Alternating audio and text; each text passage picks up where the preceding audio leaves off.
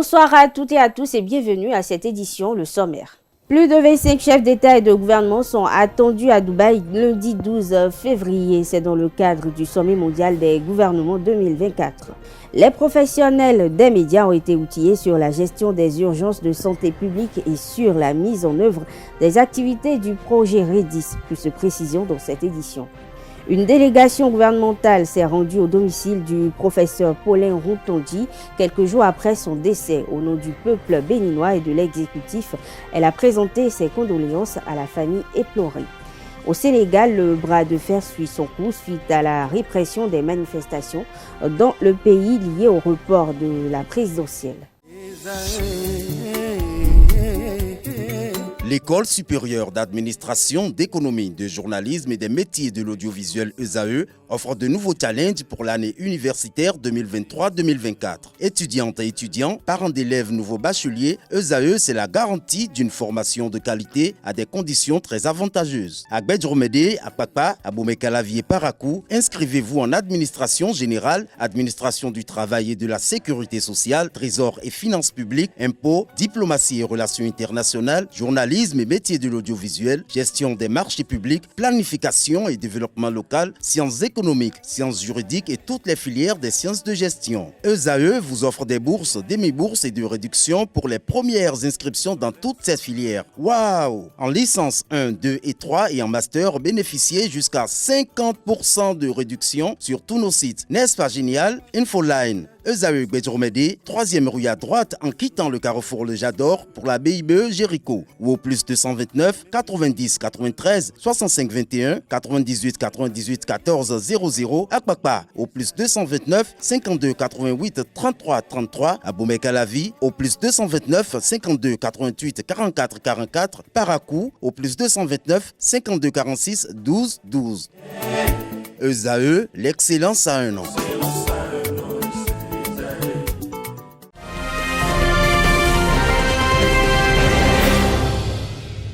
Bienvenue, 4000 participants dont plus de 25 chefs d'État et de gouvernement prennent part au sommet mondial des gouvernements 2024 qui démarre à Dubaï ce lundi 12 février 2024. Façonner les gouvernements du futur est le thème sous lequel est placée cette rencontre internationale. Et il faut noter que la délégation béninoise est conduite par Abdoulaye Biotchane, ministre d'État chargé de développement et de la coordination de l'action gouvernementale. Et ce sommet prendra fin le 14 février prochain. Le président sénégalais Macky Sall a annoncé samedi 3 février dernier le report de la présidentielle dans son pays. Cette annonce a suscité moult réactions au sein de l'opinion nationale et internationale. Quelques citoyens de Cotonou béninois se sont prononcés au micro de ZAE TV. Suivons ensemble. Vous voyez ce que c'est pas, les faits sont encore là. Les faits sont encore là. La situation au Sénégal, c'est une dérive autoritaire. Le Sénégal n'a jamais connu de coup d'État, non? Mais pourquoi il ne peut pas respecter ces principes-là? Et il veut manigancer. Au temps de Abdoulaye Wade, ce que Macky Sall a dit, c'est encore là. Que Macky Sall n'a qu'à partir. Que Abdoulaye Wade n'a qu'à partir. Qui n'a qu'à laisser leur constitution. Aujourd'hui, l'histoire retiendra que c'est au temps de Macky Sall qui a eu tout ça là au Sénégal. Puisque ça n'honore pas nous, Africains. Ce qu'il a fait au Sénégal, moi je ne suis pas allé au Sénégal, hein, mais ce qu'il a fait pour les Sénégalais, en ce qui concerne les infrastructures routières, son empreinte pour le pays, c'est déjà un acquis. Pourquoi il veut chaque fois, c'est-à-dire trouver quelque chose, un alibi pour dire il y a crise constitutionnelle? Pour cette raison, lui veut avancer encore, c'est-à-dire va prolonger son mandat. Ce n'est pas sérieux. Maintenant, jusqu'en décembre, et c'est lui qui serait toujours aux commandes. C'est pas bien. Vraiment, il a fait reculer la démocratie sénégalaise pour ses intérêts personnels et égoïstes. Sur ce point, moi, je ne suis pas content de ce qu'il a fait. Sur ce plan-là, on ne voit pas les autres faire choses là maintenant. Hein. Après, quand les militaires vont agir et prendre le pouvoir, ils vont dire maintenant la CEDEAO va commencer par torpiller le peuple pour dire mettre embargo. Embargo, ce n'est pas pour les dirigeants, hein. C'est pour nous les peuples. Il faut que nos politiciens ne perdent souvent pas de vue qu'ils n'ont pas la vie de tout le peuple qui gère ne se trouve pas dans leurs mains. Il y a au-dessus d'eux quelqu'un qu'on appelle Dieu. Et en toute chose, il faut savoir que la politique, c'est juste un temps, c'est juste une période.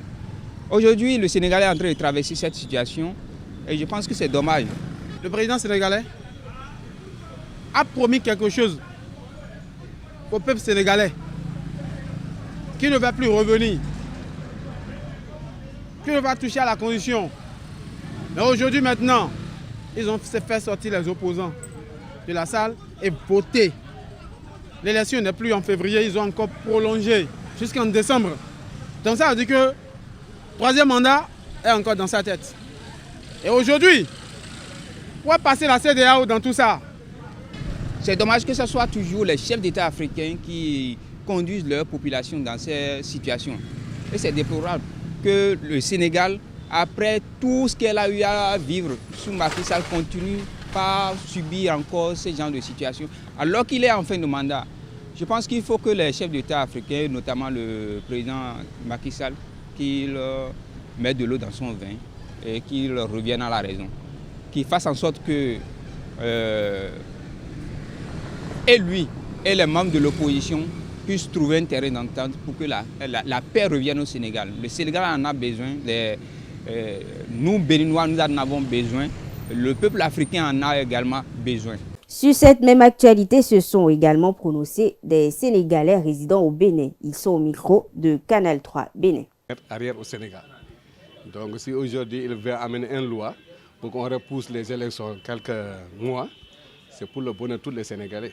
Parce qu'il y a certains candidats qu'on a calés, il faut qu'on les ramène dans la course pour ce qu'on va savoir, ce qu'ils pèsent dans le pays.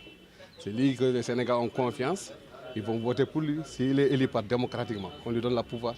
Mais on ne peut pas faire les élections à proche comme ça, c'est qu'un conteste là-bas, l'autre conteste là-bas, et puis un candidat potentiel comme Kandi Wade, on dit qu'il est écarté dans le comment on appelle ça, dans les courses là, c'est pas possible quoi. Aujourd'hui, si tu étais là au Sénégal en 2012, tu viens en 2024 aujourd'hui au Sénégal, si on te dit c'est le Sénégal que tu vas dire non, c'est pas possible. Quel président qui a fait ce qu'il a fait? Donc le président Macky Sall, on doit le remercier à tous les jours, à tout le temps, en Afrique même en général. Je vois que c'est une très bonne décision. C'est dur quand même, c'est très difficile à comprendre parce que les gens étaient prêts. Tous les achats ont été faits, tous les programmes étaient faits. Mais ressaisissons-nous et souhaitons que la paix règne dans le pays et qu'on va bien aller aux élections, Inch'Allah. La démocratie, c'est la discussion. Il faut que chacun accepte d'écouter l'autre. Il faut qu'on se parle. Il faut qu'on décide des choses. Il faut qu'on discute des choses. Voilà, donc c'est ce que le Sénégal a fait. Le procès de loi porté par les députés de PDS, ce n'est pas le président Macky Sall qui les a poussés. C'est eux-mêmes qui ont passé par la voie légale pour demander le report des élections. Le président mal élu va mal gérer son mandat. Nous, on préfère un président bien élu. Retarder quelques mois, 8 mois ou bien 10 mois, et avoir un bon président bien élu, moi je préfère ça que de ne pas reculer la date et avoir un président mal élu. Moi, je peux te dire que je n'ai jamais vu ça au Sénégal depuis que je suis né. Bon, franchement, c'est pas si on appelle démocratie, c'est pas ça que Macky Sall nous. Bon, je peux te dire qu'il a trahi tout le peuple sénégalais. Mais quand même, on croyait que, bon, avec le temps, ça va aller. Mais quand même, franchement, moi, je suis tellement désolé. Ce que je peux te dire, que Dieu n'a qu'à nous protéger. Parce que la population est en train de parler, ils sont en train de dire, bon, de toute façon, Dieu est grand, on n'a qu'à laisser la main de Dieu.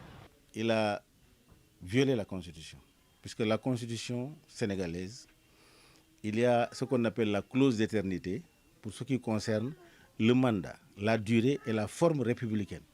Intouchable, intangible. Ce n'est pas des députés qui peuvent venir augmenter le mandat de quelqu'un. Ce n'est pas possible. Alors, cela veut dire que chaque président qui vient, il peut demander aux députés de leur donner un mandat à vie. C'est une violation de la Constitution et le peuple est debout pour se battre contre cela.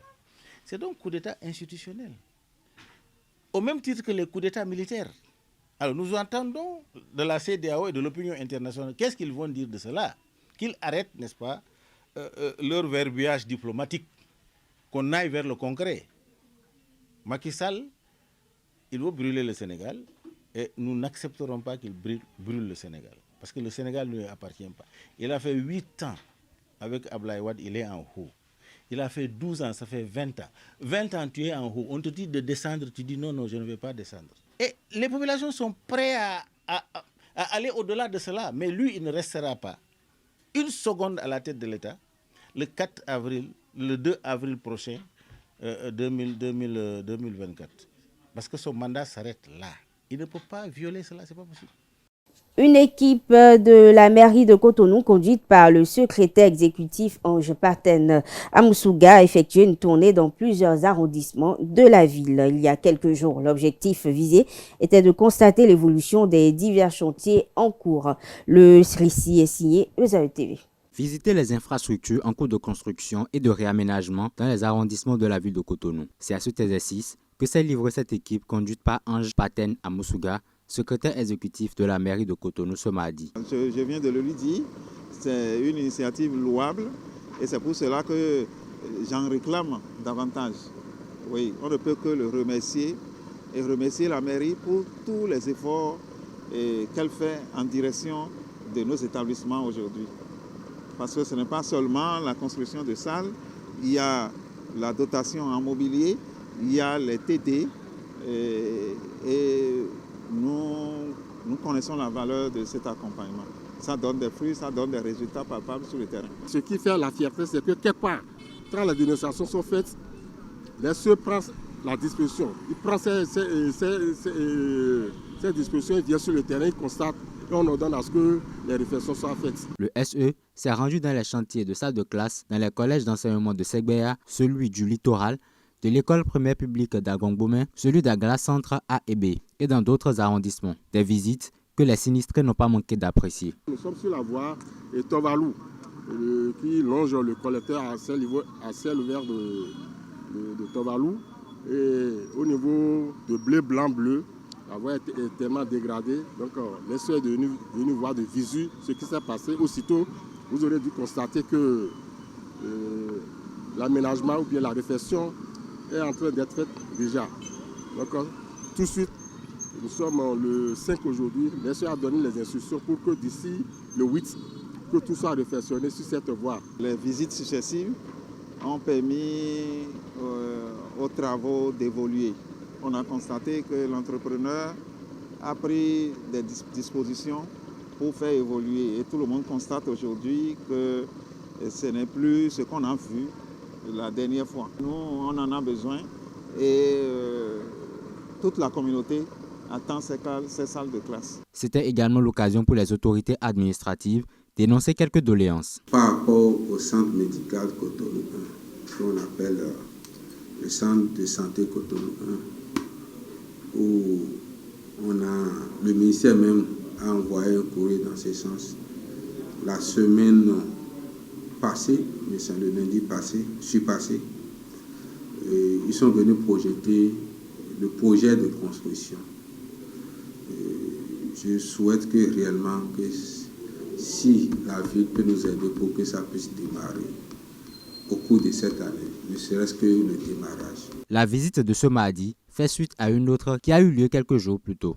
Lundi 5 février 2024, les filles bénéficiaires de la bourse d'excellence de la CEDEAO ont reçu des chèques des mains de la ministre des Affaires sociales, Toye-Fodé Véronique. L'initiative vise à promouvoir l'excellence et à lutter contre les disparités empêchant l'évolution des filles dans les filières des enseignements techniques et professionnels. Télé Béné a été témoin de la cérémonie de remise des chèques. Suivons ensemble.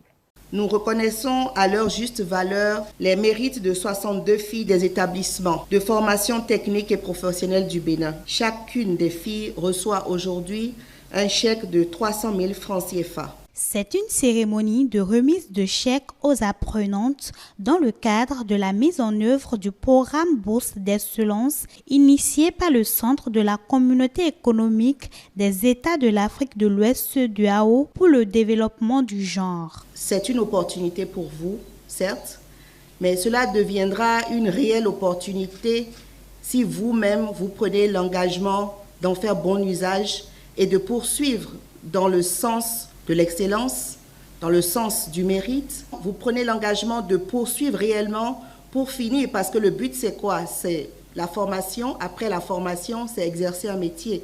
Donc de choisir donc vos métiers dans ces filières scientifiques, technologiques, où bien souvent il y a très peu de femmes, très peu de jeunes filles. Le représentant de la CEDEAO au Bénin n'a pas manqué d'expliquer en quoi consiste ce programme. Le Centre de la CEDEAO pour le développement du genre, à travers ce programme initié depuis 2010, est dénommé Programme d'appui à la promotion des filles dans les secteurs de la formation spécialisée, technique et professionnelle, par l'octroi de bourses d'excellence à des filles brillantes et issues de familles démunies, a jugé opportun depuis 2019 d'appuyer les filles doctorantes dans les domaines de la recherche en leur octroyant des bourses d'excellence dans les États membres pour la production de thèses sur les questions de genre et développement de façon générale ou sur des questions innovantes liées à la technique, à l'adaptation, comme la biologie, l'énergie, les changements climatiques, l'agriculture et la gestion des ressources naturelles en rapport avec le genre et bien sûr les aspects liés à l'écologie. Ce programme contribue au maintien ainsi qu'à l'augmentation du taux de scolarisation des filles au Bénin. Au nom de toutes les bénéficiaires, nous vous promettons de faire un bon usage de ces fonds mis à notre disposition et prenons l'engagement de travailler davantage pour être comptés parmi les élites de demain. Cette bourse, qui est d'un grand secours pour nous, est venue soulager nos difficultés et nous aidera à poursuivre nos études sans inquiétude. Notons que le Centre de la CEDEAO pour le développement du genre prend en compte 3 autres programmes que sont la prise en charge des femmes et filles porteuses de fistules obstétricales, l'autonomisation des femmes dans le domaine de l'agriculture, l'halieutique, la pêche et l'artisanat, ainsi que le programme 50 millions de femmes ont la parole. La 5e édition du concours de plaidoirie dénommé « Je maîtrise les tests de mon pays » aura lieu du 3 mars au 27 avril prochain. Initiatrice du projet, l'association Jeunes Juristes Engagés pour la promotion du droit a dévoilé les innovations et dispositions prises pour un bon déroulement du concours. Ce à travers une conférence de presse tenue le 5 février dernier à Cotonou. Le compte-rendu est signé Eza TV. Pour ceux qui ont participé à la 4e édition du concours de plaidoirie, je maîtrise les tests de mon pays, ce fut une belle expérience. L'équipe Royal Academy avait remporté le premier prix. Ce concours m'a apporté beaucoup, déjà sur le plan théorique. Ce fut une nouvelle expérience pour moi en matière de rédaction scientifique pour moi, et aussi en matière de recherche, de compréhension véritable, je dirais, des tests de nos pays. Sur la pratique, elle fut un peu plus dense que d'habitude quant à la capacité de véhiculer le message. À travers ce concours, les étudiants en droit développent l'art de la plaidoirie, de l'éloquence, de la prestance, de la persuasion et ils transmettent des émotions. Mais quelle équipe va succéder à Royal Academy? Réponse le 27 avril 2024. Cette date va marquer l'entrée de nouveaux noms dans les annales du concours. Il met en lumière le travail intellectuel de jeunes étudiants. Ils doivent démontrer leur capacité à connaître et maîtriser les tests législatifs et l'actualité juridique du Bénin. L'objectif principal, en fait, c'est de permettre aux étudiants en droit d'avoir une meilleure culture juridique. Donc, de manière plus brève, c'est de promouvoir les textes juridiques d'actualité et qui sont souvent méconnus par le grand public. Le concours de plaidoirie « Je maîtrise les tests de mon pays » est initié par le Creuset des jeunes juristes engagés pour la promotion du droit. La 5e édition est pleine d'innovations. Pour cette 5e édition, nous avons une formation en prise de parole en public qui est organisée de concert avec l'Académie du leadership. Cette formation est vraiment à l'endroit de tous les participants et elle a pour but de les aider en fait à améliorer leur maîtrise de la prise de parole en public.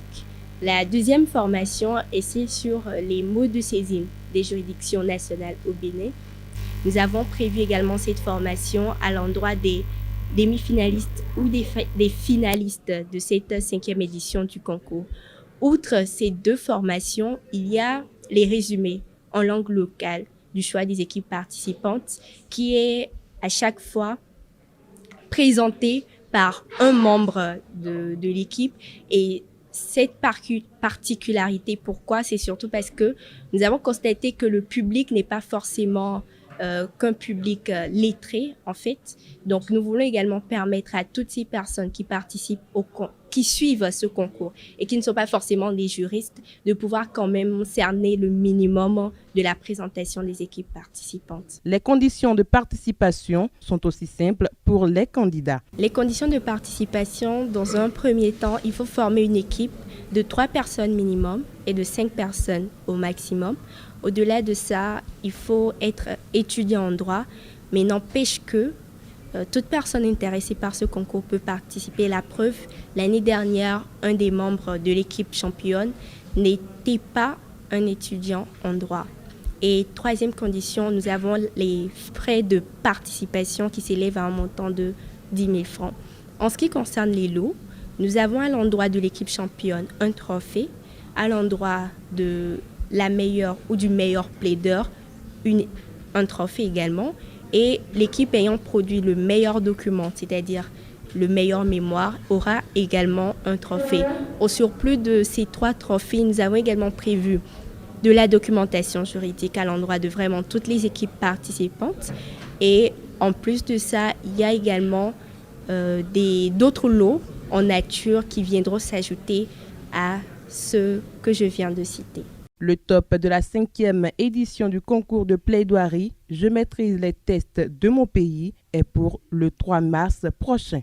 Renforcer les capacités des acteurs des médias sur la gestion des urgences de santé publique et sur la mise en œuvre des activités du projet REDIS. C'est l'objectif de l'atelier de formation qui a démarré le 6 février dernier au Palais des Congrès de Cotonou. Cette formation va permettre aux participants, journalistes, animateurs d'avoir des notions sur la santé animale, humaine et environnementale. Cet élément de Télé Bénin nous en dit plus. Sont 14 acteurs des médias en formation sur la gestion des urgences de santé publique et sur les différentes activités menées par le projet REDIS. En provenance de plusieurs départements, ces hommes et femmes venus de la presse écrite, la radio, la télévision et les web médias vont d'aujourd'hui renforcer leurs capacités en ce qui concerne leur rôle en cas d'épidémie, de crise sanitaire pour le partage d'informations vraies.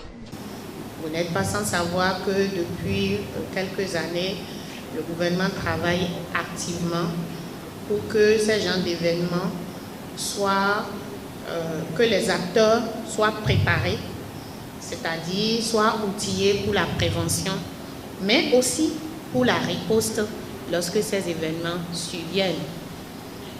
Et sans en avoir l'air, dans la mise en œuvre du projet, nous avions constaté que les acteurs des médias constituent aussi des parties prenantes importantes.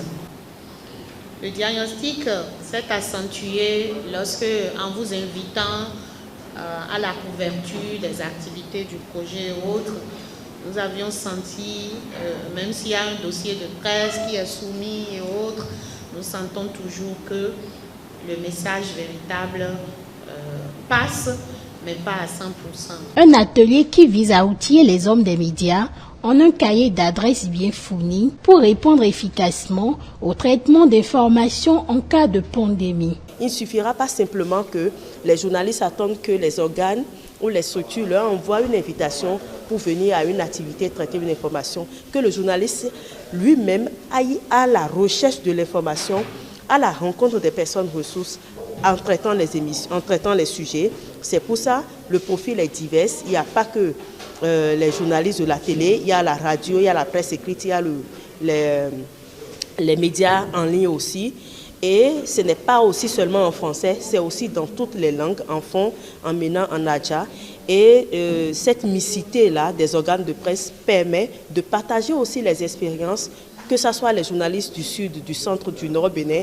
Nous allons tous partager nos expériences ensemble pour savoir quel est notre rôle et responsabilité en tant que journaliste béninois dans la gestion des épidémies au Bénin. Une initiative appréciée par les participants qui va leur permettre d'avoir une large connaissance en ce qui concerne les urgences de santé publique. Ça permet une meilleure connaissance des différents phénomènes parce que chacun peut avoir son idée, sa culture sur le mal, mais une formation, à savoir les connaissances apportées par les spécialistes de la question, vous permet d'avoir une meilleure connaissance, d'élargir vos horizons de connaissances sur la question.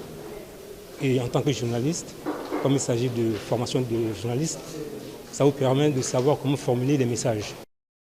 À l'occasion, un documentaire sur la capitalisation des acquis du projet Rédissé en 3 ans a été projeté pour faire le point des grandes réalisations. Cette première journée riche en communication s'est axée sur des thèmes comme les déterminants de la santé et les acquis du projet dans le secteur animal, les acquis du projet Rédissé dans le secteur de la santé et bien d'autres. Cet atelier de renforcement de capacité des acteurs des médias sur la gestion des urgences de santé publique et sur la mise en œuvre des activités du projet Rédissé en est à sa première phase. Organisé par l'UNOPS, le Forum des possibilités a réuni une 50aine de chefs d'entreprise locales les 5 et 6 février dernier à Cotonou. C'est la directrice adjointe de cabinet du ministre de la Santé, Sybille Assavedo, qui a lancé les travaux au RTB pour le compte rendu.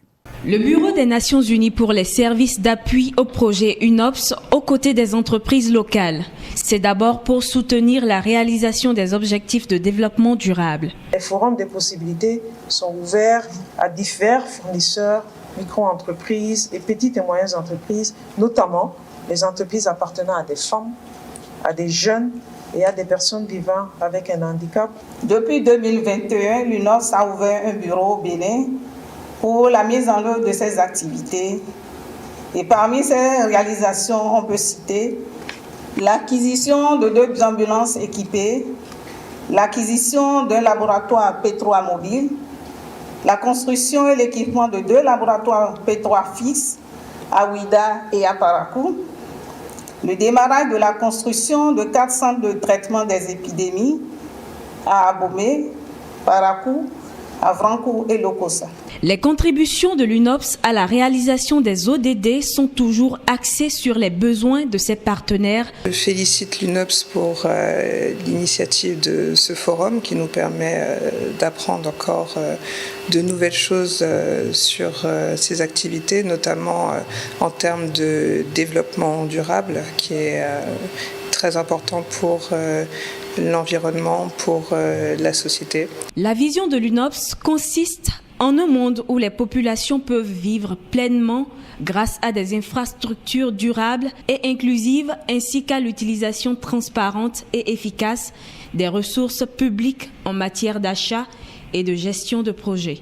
La création de 4 agences de sauvegarde de la culture dans les aires socio-culturelles en République du Bénin a été décidée par le gouvernement Talon. C'était en conseil des ministres du 31 janvier dernier, le mardi 6 février dernier, lors d'une conférence de presse. Le ministre du Tourisme, de la Culture, des Arts, Jean-Michel Abimbola, a exposé les missions et champs de compétences de ces agences. Plus de précisions à travers cet élément signé ETélé Bénin. En initiant cette conférence de presse, le ministre du Tourisme, des Arts et de la Culture entend expliquer le champ de compétences des 4 agences de sauvegarde de la culture dans les aires socio-culturelles au Bénin.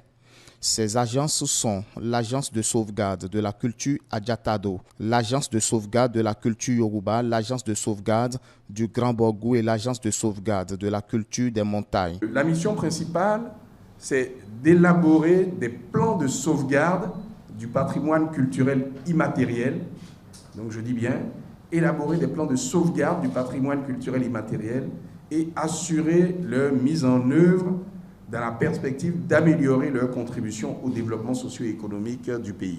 Les éléments constitutifs qui sont pris en compte sont entre autres des traditions et expressions orales, des arts du spectacle, des pratiques sociales, des rituels, des événements festifs, des savoir-faire liés à l'artisanat. Ces agences auront compétence pour s'occuper également de langues, comme vecteur d'expression et de transmission, ainsi que les espaces à artefacts et objets associés.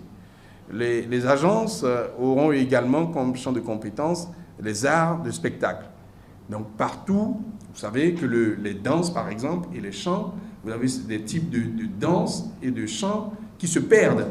On a un patrimoine important, mais il y a d'autres types de danses dans nos villages qui se perdent, ou c'est seulement les anciens qui continuent peut-être de pratiquer ça ou de s'en souvenir. Donc, tout cela est important pour le patrimoine immatériel.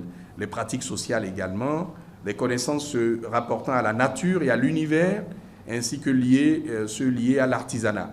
Donc tout cela fait partie du champ de compétences des agences. En un mot, ces agences vont assurer leur mise en œuvre dans la perspective d'améliorer leur contribution au développement socio-économique. Ces agences peuvent être alimentées, disons, en termes d'idées par qui? Évidemment par le gouvernement qui va donner des orientations, mais également par toutes les communautés, par les groupes, les individus, par la presse spécialisée ou pas, par les agences elles-mêmes. Donc c'est tout cela qui va permettre aux agences de mieux travailler et de mieux appréhender ce qu'on leur confie. À compter du mois de mars prochain, la police républicaine lance une opération de répression sur toute l'étendue du territoire national. Elle concerne les motocyclistes sans casque et leurs passagers, les plaques non immatriculées, les appels au guidon ou au volant, le non-respect des couloirs de circulation et les surcharges. Le directeur général de la police républicaine, Soumaïla Yaya, l'a fait savoir mardi 6 février dernier. C'était lors d'une séance de sensibilisation sur le code de la route. Des précisions avec l'ORTB. Le ton n'est pas sévère, mais il est ferme. D'ici fin février, tous les usagers de la route qui refusent de se conformer aux prescriptions du code de la route vont voir leur moto purement et simplement retirée de la circulation. Les grosses opérations, ça va commencer début mars. Et là, on a pu avertir quelqu'un, tout ça, parce qu'on vous a donné suffisamment de temps pour pouvoir vous mettre à règle. J'ai un magasin de moto, je peux vous dire que pour les plaques, le minimum de temps à faire, c'est 3 mois avant que ta plaque ne sorte. Si nous ne les avons pas, nous ne pouvons pas faire les assurances. Nous qui sommes vendeurs, les clients ne peuvent pas nous payer parce qu'ils attendent les cartes grises. Les tests et rien que les tests. La police tient à faire respecter les prescriptions du code de la route à tous les usagers sans distinction. C'est pour cela qu'elle mobilise motards et conducteurs de taxi-moto. Le Centre national de sécurité routière l'accompagne. Il n'y a plus question pour le CNSR de chercher à jouer à l'intermédiation parce que ce n'est pas bien ce que nous observons. Il est inconcevable que les édifices publics que nous sommes en train d'ériger aux frais du contribuable puissent se faire détruire parce qu'on veut exceller en vitesse, parce qu'on veut ignorer, on veut bafouer les prescriptions du code de la route. Plus de va-et-vient en sens interdit, plus de motocyclistes avec sa suite sans casque, en fonction de la qualité de l'auteur de l'infraction, tout corps à qui surpris dans des dispositions contraires à celles du code de la route sera doublement puni. Une pédagogie avant la sanction qui oblige chacun à se mettre à jour. Cette nouvelle liée à l'opération de répression annoncée par la police républicaine fait réagir des citoyens. Voici ce qu'ils disent au micro de Zaï TV. Je remercie le DGPN, M. Soumanou et comment dirais-je, Yaya, d'avoir ressorti encore ces dispositions. Ça ne date pas d'aujourd'hui.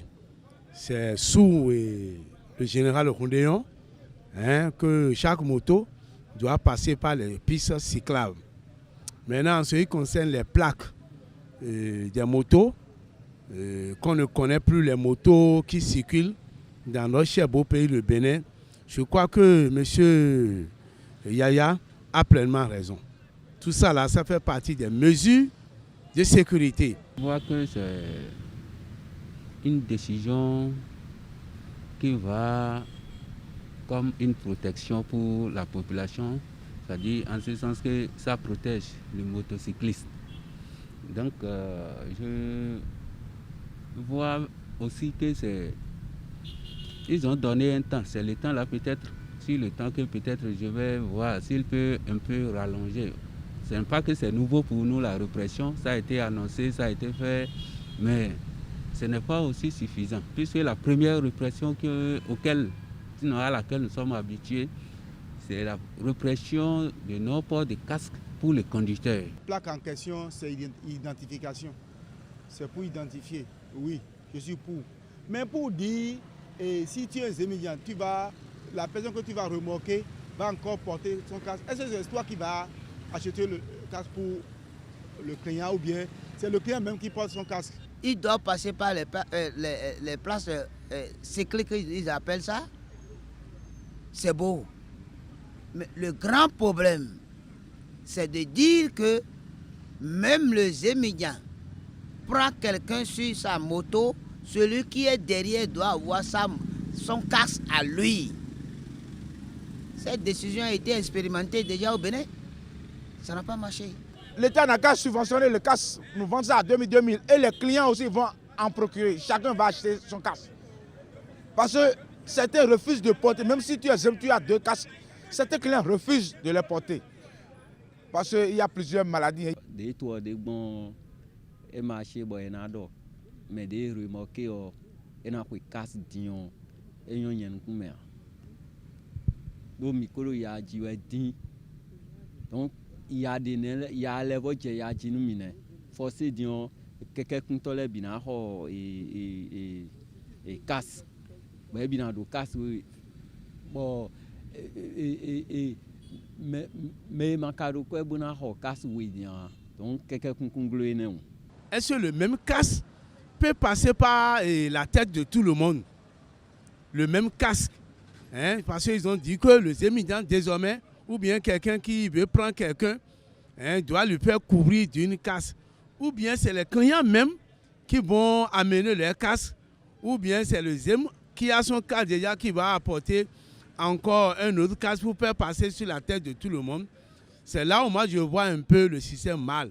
Du 5 au 9 février 2024, à Cotonou, se sont tenus les travaux de l'atelier de formation sur la prévention et la lutte contre la radicalisation, l'extrémisme violent, le terrorisme et la prolifération des armes légères au Sahel et dans les pays côtiers d'Afrique de l'Ouest.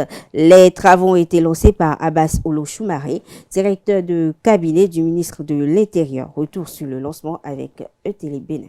Prévention de l'extrémisme violent, de la radicalisation et de la prolifération des armes légères au Sahel et dans les pays côtiers d'Afrique de l'Ouest. C'est autour de ce thème que cadres et agents de la sécurité publique et de la défense intérieure réfléchissent.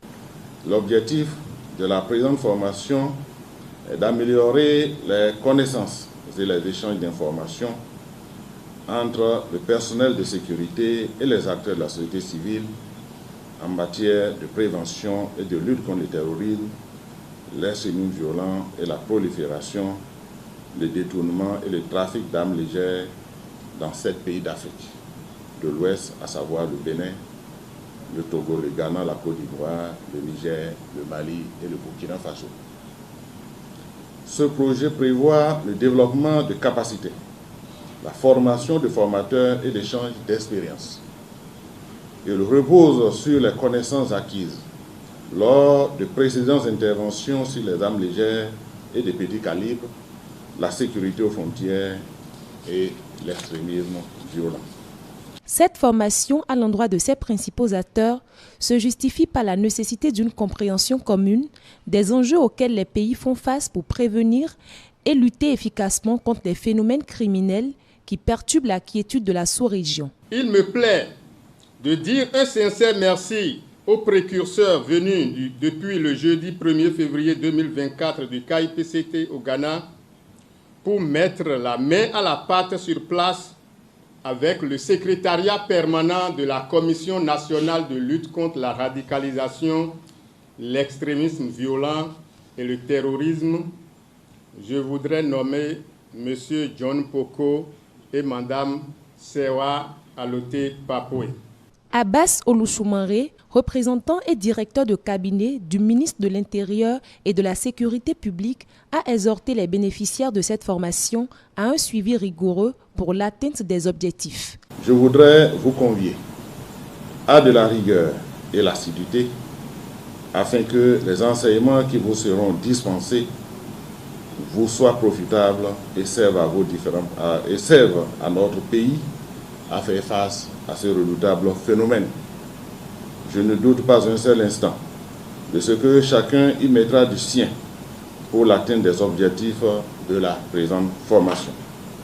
C'est également le lieu pour le Japon, à travers son chargé d'affaires à l'ambassade, de réitérer son engagement à accompagner le dit projet.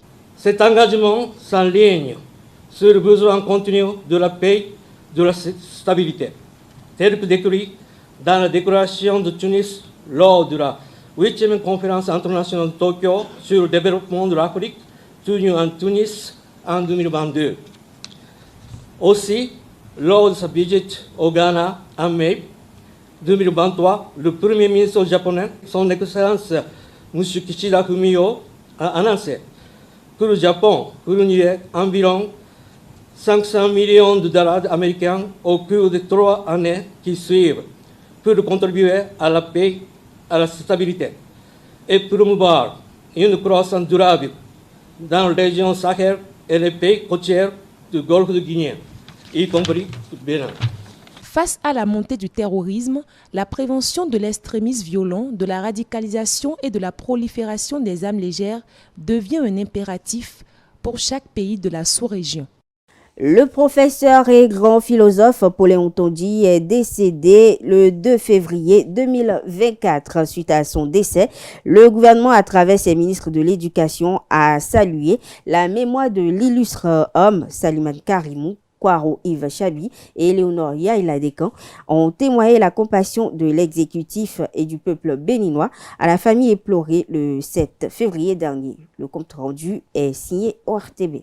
Premier agrégé de philosophie au Bénin et l'un des précurseurs de la discipline sur le continent, Pauléon Tondi a tiré sa révérence le 2 février dernier à l'âge de 82 ans. Ancien ministre de la Culture et de la Communication, ancien ministre de l'Éducation nationale et ancien président du Conseil national de l'éducation, le chantre de l'ethnophilosophie a contribué de façon significative au progrès du système éducatif béninois. C'est donc à juste titre que les ministres en charge des 3 autres de l'enseignement viennent ici présenter les condoléances du gouvernement à la famille éplorée. Nous avons perdu ce grand homme. Il a tellement semé. Et également que pour le Conseil national de l'éducation, il a été le premier président.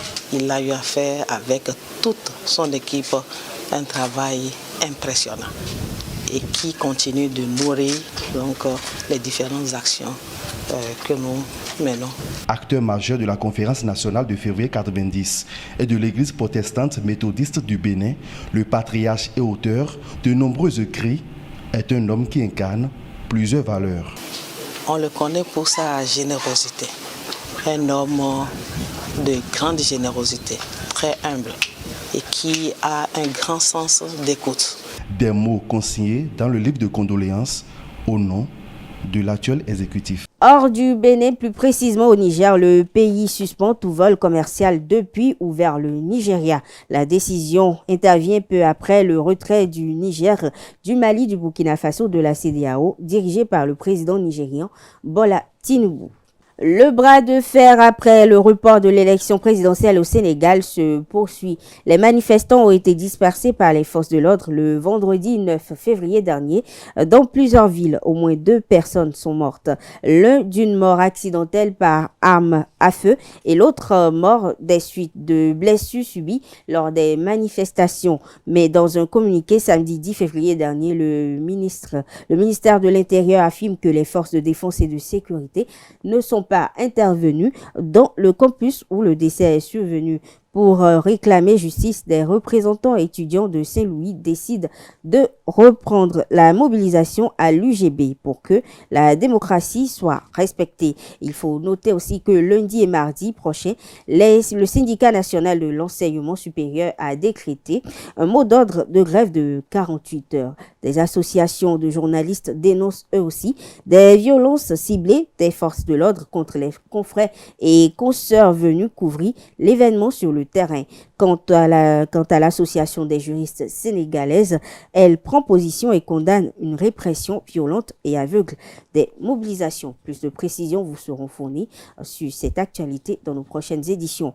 En France, le ministre français de l'Intérieur Gérald Darmanin a annoncé ce dimanche 11 février que le droit du sol serait supprimé à Mayotte. En déplacement sur cette île française de l'océan Indien, Darmanin précise que la décision sera prise dans une révision constitutionnelle que choisira le président Emmanuel Macron. Il faut noter que Mayotte est paralysée depuis 3 semaines par des barrages contre l'insécurité et l'immigration.